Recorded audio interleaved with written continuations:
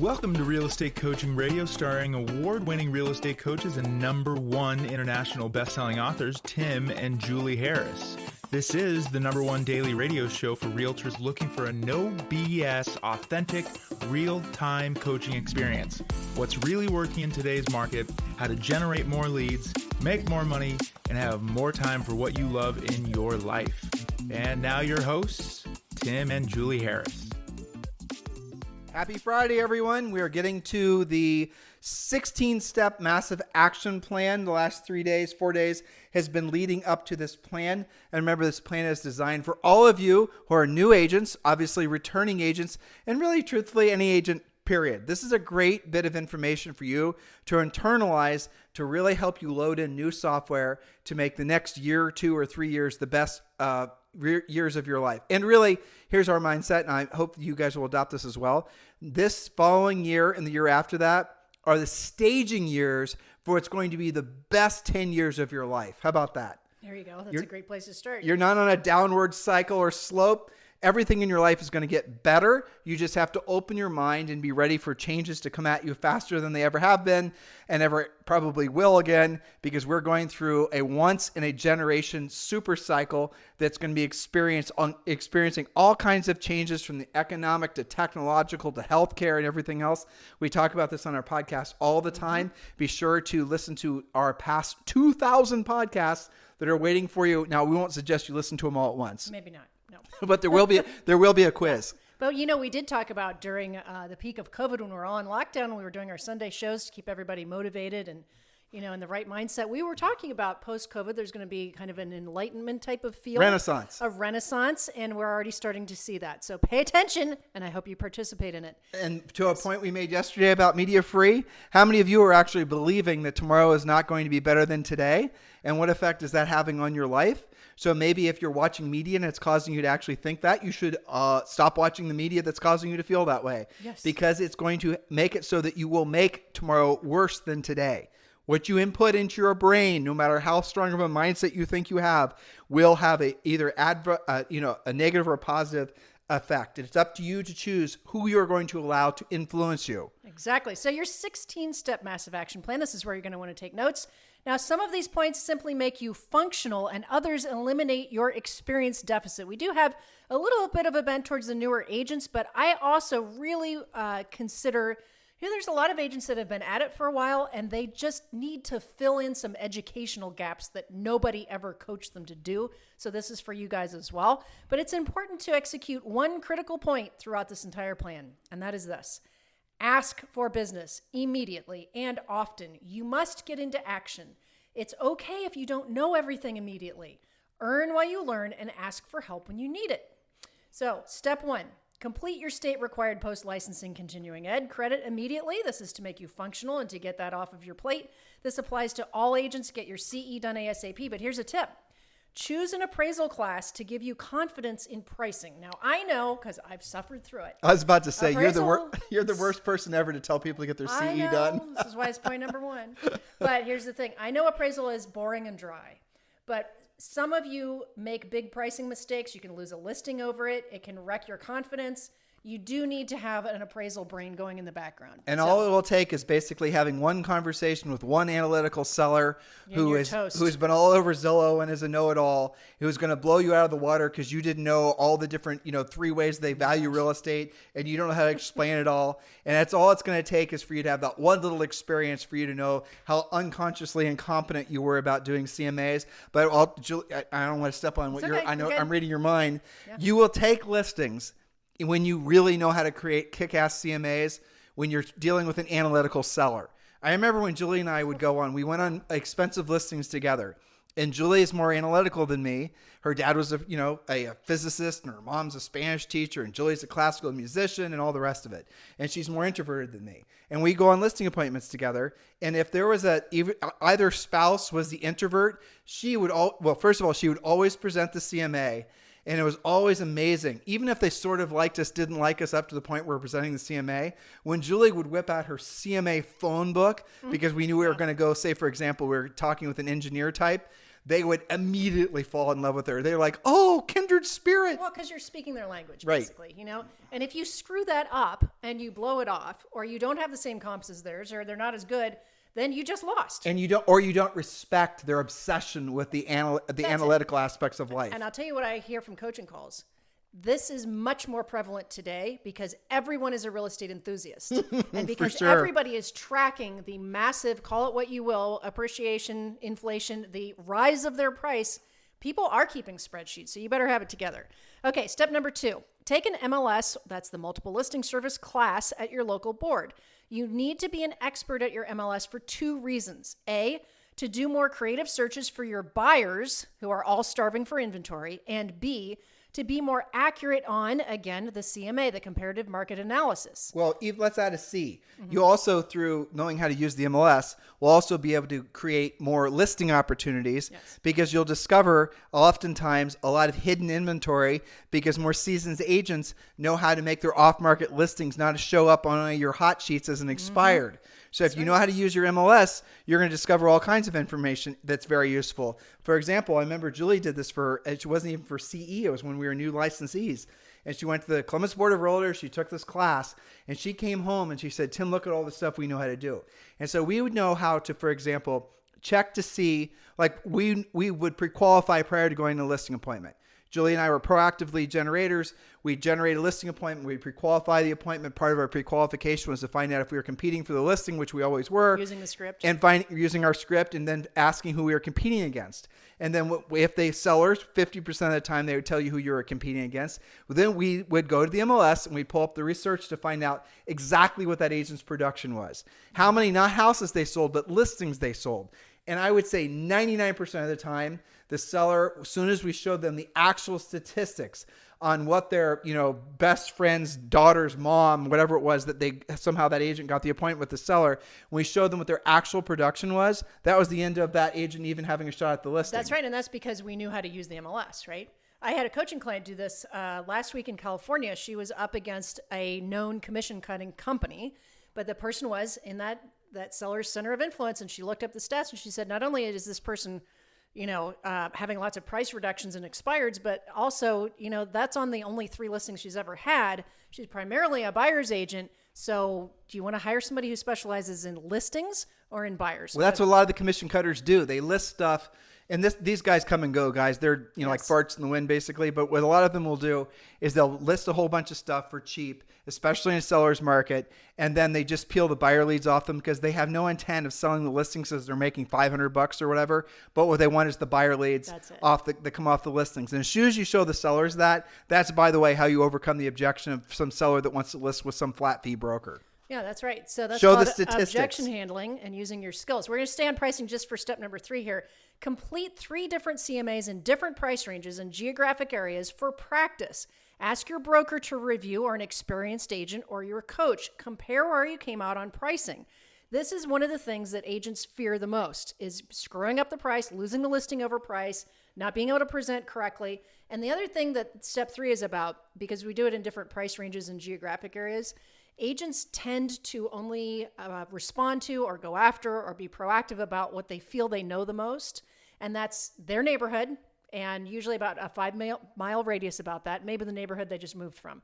So you've got to get out of your own backyard and be able to price things accurately so you have more opportunity. The recurring theme from all these points so far, guys, these steps, is knowledge equals confidence, ignorance equals fear. And if you are not confident to go out and ask for business and use our scripts to ask people to do the business, to choose you to list their home, and which is what we want you to focus on, it's because you are fearful of being caught with a question that you do not know the answer to. That is the ignorance. And that is, by the way, a rational emotional reaction to knowing that you're not prepared. So learn how to actually become a powerful listing agent. We're giving you the steps right now. And also, obviously, you want to join our coaching program. Our coaching program, you can join for around $100 a month. It's a no-brainer for all of you. This is something that if you want to make it so that your first quarter next year is incredibly, essentially you'll have a sense of direction. It'll no longer be this sense of dread. You won't want to be one of these agents that's constantly looking for the next shiny object or worrying about, whether this idea will work or that idea will work. You'll be somebody who wakes up every single day knowing exactly what you have to do, how you're going to do it, and you're going to be able to see yourself progressively getting better, stronger. You're going to see yourself becoming the real estate professional you've always wanted to be. That's what comes from agents who are willing to do what they don't want to do when they don't want to do it at the highest level. That's what our coaching program is all about. I strongly encourage all of you guys to become one of our coaching clients. You can join for around $100 a month.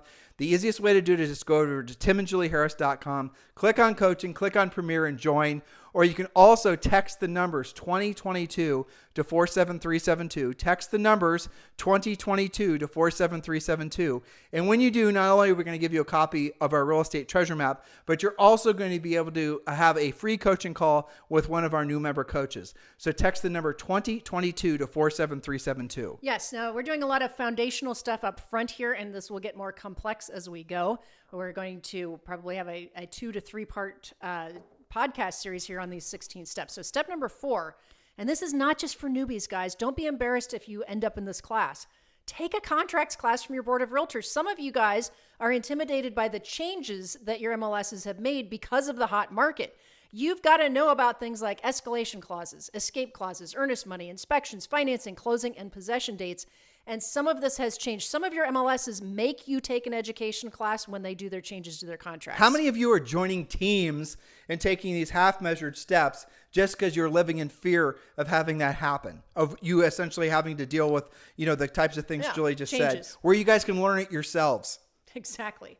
Okay, so step number 5, find a good title company by asking your broker or a trusted and experienced agent. Ask the manager of the title company if you can attend a buyer side closing and a seller side closing to observe and learn. Ideally yours. Ideally your own closings, yes. Ask the closing agent about anything that you don't understand. You need to know what actually happens at a closing in case your client asks you how to prepare, right? The simple stuff. Okay. Step number 6, we've mentioned it before, get our Harris Rules book. This is going to help you put all of these bits and pieces together with what you're learning and start to build your business the right way from the beginning. Available on Amazon, obviously, but available at every major bookseller and bookstores, everywhere we see it for sale on airports and everywhere else. Harris Rules. Thank you guys for making it continually a bestseller for real estate books. It's, it's something that, frankly, Julie did 90% of the work, but we're both very, very proud of it. And it is the teal book. It's called Harris Rules. Make sure you guys get this. It lays out specifically what you should be doing in the right order. And again, it's called Harris Rules. You can get it on Amazon. Last time I checked, it was like $16. Yes. Step 7, Julie. Okay, step 7. This is a big black hole that we talk about a lot in coaching, and that is misunderstanding of financing. So step number 7, get to know trusted mortgage originators. You need the following variety of lenders. Now, here's a note to self. Not every lender does every type of loan, even though many of them will tell you that they do. Get to know them and what they specialize in. Ask experienced agents and brokers who they trust, who they've actually done lots of transactions with. And there's 3 basic varieties. You can expand from here, but here are the 3 main ones. Conventional lenders. These are people who deal with normal people, normal jobs, good credit. Then we have lenders that are really good with first-time buyers, FHA and VA. Not just that they do it on the side and they have to do FHA if they really have to, but they actually like doing it. It's their thing. Then we have self-employed or portfolio lenders where somebody does not fit in the cookie cutter underwriting. And I could go on for entire podcasts about this whole, mortgage issue because they don't really know. I have agents ask me all the time, Tim. They'll say, is it okay if I call the mortgage guy and see if the person's actually qualified? Well, not only is it okay, but you also need to learn, actually it's step number 8, and we'll go back to that for a second if you want. Okay, so step number 8 is still on mortgages. Learn from your lenders what's required on a loan application. Ask your lenders for their checklists. What's needed to achieve loan approval? Not that we want you guys to be a loan officer, Not at all. But we're wanting you to understand the process. Remember, knowledge equals confidence, ignorance equals fear. And if you're stuck with a question and someone's asking you a question about, what it requires what was required for them to get a loan, you want to be able to have at least a high-level conversation. You don't have to get in the weeds with them, but you want to not feel like you're having to BS them. That's because right. They're going to be able to tell. People will know, yeah. So know the difference between pre-qualification, pre-approval, and loan commitment. Here's a tip. Do a loan app with your lender so you know the process from experience. Here's something that's really weird. And I thought the first time I heard this that was just like a one-off experience. But I've heard so many times, and I have to say this is coming mostly from the millennial crowd, that these younger buyers don't actually believe that this stuff is required. Like they'll think that they can just get pre-approval and that the lender's just like giving them a checklist that it would be nice if we got all this stuff, but you don't really have to turn it in. And then the agent kind of has a little WTF moment and they ask where all this stuff is and the buyer will argue with them. Well, but it's compounded because a lot of the agents that these millennials are working with aren't very experienced themselves. Exactly. So they don't know how to convince their millennial buyers. But I'm not picking. So then they ask their coach, is it okay to call the lender? But it's Julie, it's true. That's always been true, though. I know. I remember all the houses we've sold, the thousands of homes that we sold. There were always buyers out there that were just blockheaded about explaining where, their down payment was coming from. There's that. Yes, that's a real thing. Okay. So I could go on about the whole lending thing. But all right, we've got step number 9. This is important. Preview 10 homes in each price segment in your market, going from the lowest to the highest, right? So what's a first-time buyer buy in your market and what do they get for the money? And then go on up into the luxury market. That way you're getting knowledge equals confidence. You're getting rid of ignorance equals fear. Most agents won't show anything more expensive than what they're living in. In our 90-day massive action plan, that is one of the first things. This is one of our coaching products that you get when you become a coaching client. And it's a perfect plan for you guys to plug right into. Some of these points are duplicates from the 90-day massive action plan. But one of the things we want you to do is exactly what Julie just said. And I'll, again, focusing on helping you guys become listing agents. If you're competing against somebody, a seller is always going to ask you about some listing that's sold or is for sale. And they're going to be able to tell if you're just reading something from the MLS or having looked at the pictures or a virtual tour. To be able to walk in that house and actually have had practical knowledge of that house gives you an advantage when winning that listing, that if the other agent you're competing against did not have that same actual real life experience and they tried to wing it, they're going to lose the listing just because the seller is going to appreciate the fact that you did your homework. Yeah. So previewing is kind of, I think, underappreciated. Definitely. And I think it's so critical for any agent, but especially for our newer agents that get a little bit nervous in these conversations, for you to be able to say, let's talk about your comparative market analysis, just so you know. I went ahead and I previewed 3 homes that are already in contract, which are about your same price range, and the 3 homes that you most closely compete with. And here are my notes on it.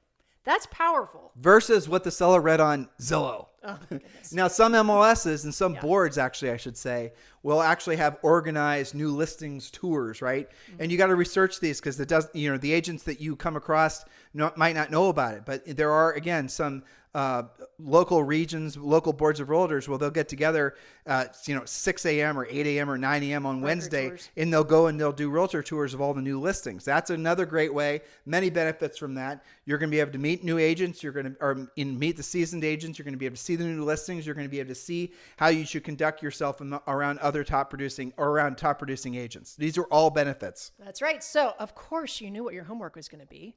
Download and complete your 2022 Real Estate Success Business Plan. And of course, that's free. All you have to do is text Harris, that's HARRIS, to 47372. So I feel like we're kind of blazing through some of these points for them. I think so. These are pretty self-evident. And this is something everybody can do. None of this is hard. Okay, so step number 10. Use our best-selling book, The Harris Rules, to be super clear. We talked about that. Now, here's the specifics. What will your spokes in the wheel be? This is not just for newbies. This is for everyone. Where will your business come from? What are you going to focus on? The spokes in the wheel analogy. You want to go through that? Sure. Okay. So basically what you'll see, it's a bicycle wheel, right? So I want you to visualize a bicycle wheel. If we were doing this with you guys live or on like a Zoom or something, we'd have you draw a circle. So mentally draw a circle, a large circle, say the size of your hand. And then in the center of the circle, draw a little circle. That's going to be the hub. And then I want you to draw 7 spokes, right? From a line from this little circle in the middle to the outer edge of the larger circle. And each of those spokes represents a source of business, of lead generation business, of, basically where your business is going to come from. So all the initial spokes that you create all have to be proactive lead generation. Because if you make them passive lead generation, you're building weak spokes. And we talk about this a lot. And it goes back to one of the Harris rules. Don't build your mansion on land you don't own. So if you, for example, are spending your money trying to buy business through Facebook ads or YouTube or the other thing that a lot of our competitor coaches will try to get you guys to do, All those things can change instantly. All of a sudden, all your well-placed YouTube videos are all of a sudden not even being found. All of a sudden, your SEO work that you spent tens of thousands and decades trying to create just goes away with a snap of two fingers, right? That's what happens when you build your mansion on land you don't own. And that could all dry up, and you don't even notice it because you're busy doing your deals. And then one day you're like, what happened? Well, look how many. And it's too late. Look how many agents, Julie, are now going to have really horrible next years because of Zillow. Yeah. Because Zillow basically changed the way that they are going about selling leads. How many agents have only been in the business during this era of buying leads, not just from Zillow, but from Realtor.com and whatever guy in his basement was selling them leads, right? And all of these guys, all of these agents who were never learned how to be proactive lead generators are now going to finally listen to this podcast and realize that the spokes that they put on their wheel were the weakest spokes. Because what you want, you're rolling down the road back to the bicycle. You've got that multi-7 spoke wheel on your wheel. That's 7 spokes on your bicycle wheel. More is not necessarily better, but you want 7 strong ones. Why 7? Because it's better than 6, and it's not as much work as 8. I mean, that's really the essence of it. Well, why 7 is because let's say that you've been doing a really good job with your past clients and center of influence, and you seem to be getting a good momentum from that, but all of a sudden that seems to dry up. Maybe the market shifts a little bit, and everybody's not so enthusiastic to move. Well, if that's your only spoke and you hit a rock in the road, you're going to wipe out. So if the wheel on your bike is rolling down the road and you only have one spoke, and let's say it's only your centers of influence and past client, and you hit a tiny little pebble in the road, that wheel's going to collapse, right? You guys Still get it? Still going to wipe out. That's the reason you need a strong wheel. You need integrity with your lead generation. Multiple spokes. Multiple spokes. And the spokes that you should build first are proactive lead generation spokes. The spokes that are not dependent on you buying business. The proactive lead generation spokes are the ones that you can control. So you're not waiting and hoping and praying that Dave Ramsey decides to send you a listing lead or what have you. You know every single day you can pick up the phone and create your own listing leads. Do you guys get it? You want to be free from the tyranny of buying your business. You want to be free to create as much business as you want, how you want it, when you want it. That comes from being a proactive lead generator. That comes from essentially the way we, and I think it's nobody else at this point, is teaching agents how to build their business. Everybody else wants you to believe you can buy your business. You can buy business, but you're not going to be building your business is not going to have the integrity that it otherwise would have. And by the way, this analogy of spokes in the wheel is a copywritten trademark, analogy Julie and I created.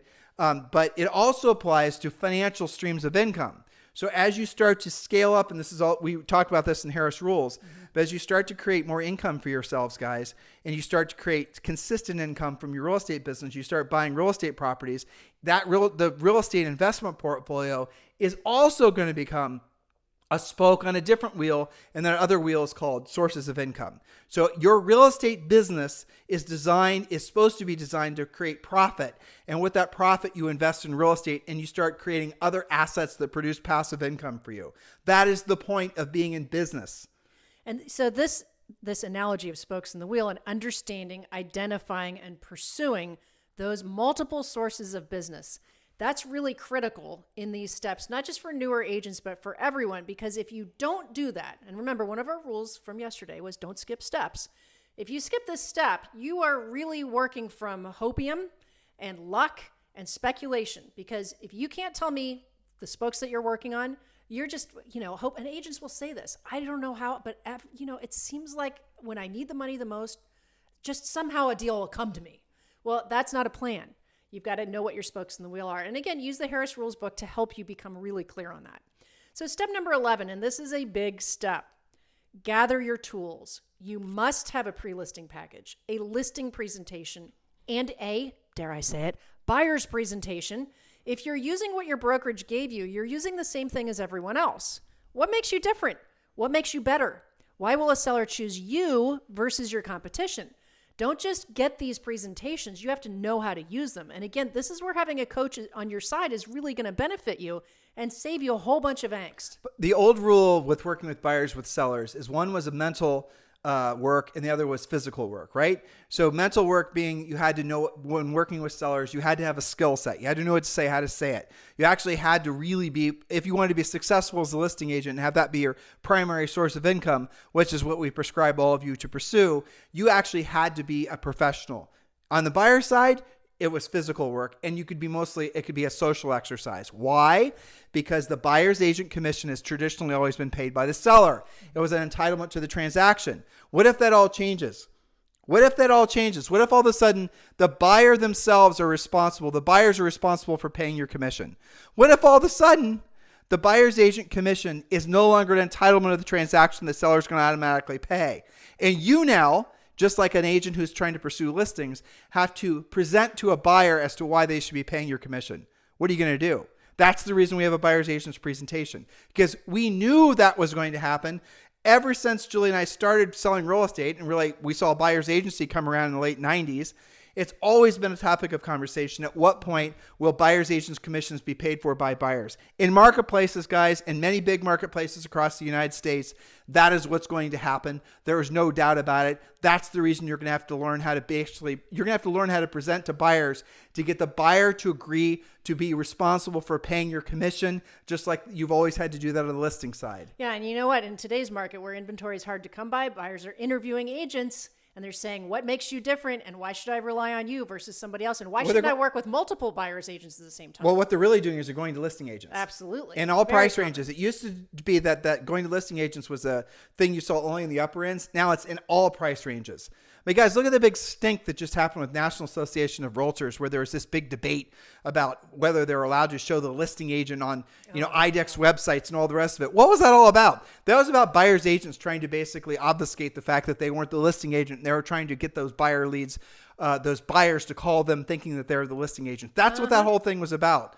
But now what's happened is the marketplace has done an end run around that, because in many markets, especially with the advent of these iBuyers, even with Zillow out of the game, the iBuyers are now showing sellers, and they're able to see this in the marketplace with the co-op commissions. I mean, Julie and I watched this happen in 2020, where we actually watched our coaching clients were saying in Florida and Arizona, it was Zillow and Opendoor, I think, that were actually seeing how low they could go with paying buyer agent commissions before it had an adverse effect on the sellability of their listing. Phoenix too, yeah. They actually said, I think they had a whole white paper about it. They were studying it. This was one of their goals, was to see how far down they could drive the buyer side commission. And by the way, guys, it was really damn low, because in many of those markets where there's 10 buyers for any one listing, if you're a buyer's agent and you end up having to sell a house for $500, or you're not going to sell this buyer a house, you're going to do the deal. I'm not saying you should, but I'm saying that's what happens. Now, what happens if you have a referral fee because you got that that lead from Dave Ramsey or Zillow? You're making no dollars. You might even be losing money because you bought that buyer lunch. You guys get the point? This is the insanity of what the path that some of you guys are on. Wake up, smell the listing contracts, and learn how to become a listing agent. Well, if there's one goal that all of you listening should have for next year, no matter what level in business you are, it should be to become a powerful listing agent. Not next year, because they could be listening to this in replay. Well, that's the goal you should be having today. Right. Okay, whatever day you're listening to this in. Why? Because listings drive everything. Yep. Listings are your insurance policy for your future career. Listings are where it's at, guys. So that's what many of these points are based on, is getting you into that. And the tech companies, as much as they've tried, can't disintermediate listing agents, because sellers, when they're going to choose someone to sell their home, they want to list with somebody that they love, well, sometimes love, but know, love, and trust, right? Yes, and who they can hold accountable. They want to list with a proven professional, not some tech company who sends somebody over who has no real estate experience listing their house. Guys, the iBuyers and all these tech companies, and they start, when they try to list houses and you have our coaching, they're the easiest agents to beat 100% of the time. And it's easy to overcome whatever value propositions they're presenting to the seller. So listen to what your future coaches or present coaches are telling you. Spend all your best energies on becoming listing agents, not worrying about TikTok. That's right. Or YouTube.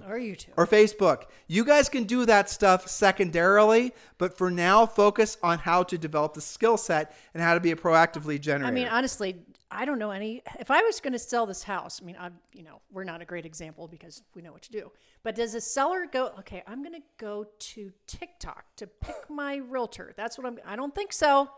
said no one ever, right? Said no one ever, right. Well, we'd use the only agent that we know is who we bought the house from. That's right. Because we bought the house from a listing agent. And she did a great job. And she did. Yeah. And we definitely listed with her again. Well, so remember from yesterday's points, 95% of sales happen from who already knows you or a referral to you because somebody else knows you. Right. And yet you guys want to spend your time on that crappy 5% that maybe they're going to respond to one of your videos or ads or something. And even then, it's not the only thing they're responding to. And why are you doing that? Because you are being sold a lie. And the lie is that you can be successful in this business or any business or life in general and not have to have skill set and not have to face down rejection. Well, I mean, you might be able to get by for a few months like that, but is that really the career that you were signing up for when you got your real estate license? I think not. Guys, think what the future version of you will be thanking the present version of you for having done. And I promise you it's not doing a TikTok video. I promise you it's not thinking about a way to make it so you don't have to have a skill set. It's going to be you as a listing agent. Here's a vision. And I think you have Ziggy right now. Mm-hmm. She's in upstate New York. Yep. Right? And she came to us. And she was a software salesperson. She wanted to get full-time into real estate. She got full-time into real estate. She sort of had some false starts. And then she started doing what we asked her to do, the way we asked her to do it, saying what we asked her to say. Very systematic. And now every single day, I don't know if she takes a listing or sets a listing appointment a day. Darn close to it. But I bet she sets 3 to 5 a week. Yes. Maybe 2 one day, 0 another day. Yep. But she wakes up and she does it. And those listing appointments cost her nothing. Yeah. And she has now made it very predictable, duplicatable, and usually has somewhere between 6 to 9 closings per month. Chuck Williamson in this state of North Carolina, right? Mm-hmm. He's going to make $2 million in commissions this year. Yeah. He's probably going to keep $2 million in commissions this year Damn close because he to doesn't spend any money on his business. He does it Doesn't have to. exactly the way we told him to do it. Yes. This is funny, but it's true. He's a little bit younger than me, and I had to show him how to log into Facebook. Well, there you go. He's perfect proof. And those are just 2 examples that come to top of mind because they communicate with us all the time, right? Yeah, but guys... which is, following one of the Harris rules. So, but the moral of the story is intuitively, when you listen to this podcast, doesn't it resonate with you? Don't you feel a sense of excitement and a sense of freedom? Don't you feel a sense of optimism and hope? It's because you're realizing that we're not asking you to do anything obtuse. We're not asking you to do anything that you can't do. You know you can do what we're asking you to do. It's actually easier. Hell and yeah, less it's easier. stressful and more peaceful. Well, here, think about it this way, right? Mm-hmm. They listen to this podcast the whole week. Yep. And we're going to obviously continue this in the next week with more of our, suggestions. And what's going to happen is there's some of them that are going to take action on this. Yep. And they're going to join our coaching program and they're going to be proud of themselves and they're going to be confident because they now have a proven path to follow. Yes. But guys, follow the path. Don't just stop and start. Follow the path. This can be, I really do believe, for the agents that have the skill set, the next 2 to 3 to 5 years is going to be some of the best time ever to be in real estate. Oh, for sure. Because of the inflation, because of the changing market. Guys, here's an interesting thought for you. In the history of history, the greatest fortunes have always been made during the greatest times of change. And the greatest times of change are upon us. We're going to be experiencing more change faster than we ever have in all of our adult lives. And you could be 90, well, maybe not 90 because you lived through World War II, but you could, for the most part, everyone listening right now, what I just said is true. What we're going to be experiencing over the next 5, 10, for sure 10 years is going to be it's going to be the hard reset for everything to deal with the economy, to deal with people's lifestyles. Yep. And it can be an incredible blessing and miracle, or it can be an incredibly fearful and loathsome time for you. You have to choose. We'll strongly encourage you to follow the path of optimism, follow the path of hope, follow the path of being of service to other people. And if we're being of service to you, if we're helping you, resonate with the higher version of yourself, we would appreciate it if you give us a 5-star review on iTunes. Please give us a 5-star review on iTunes. We'd certainly appreciate it. If you're watching us on YouTube, obviously give us a 5-star review and a thumbs up on YouTube. We certainly appreciate that. That helps us stay in alignment with what our highest and truest purpose which is being of service to all of you. So help us be of service to more real estate professionals in the United States and globally by giving us a 5-star review on iTunes or giving a thumbs up, and maybe throw some nice comments on YouTube. In the meantime, you guys have a fantastic day, and we'll talk with you on the show tomorrow.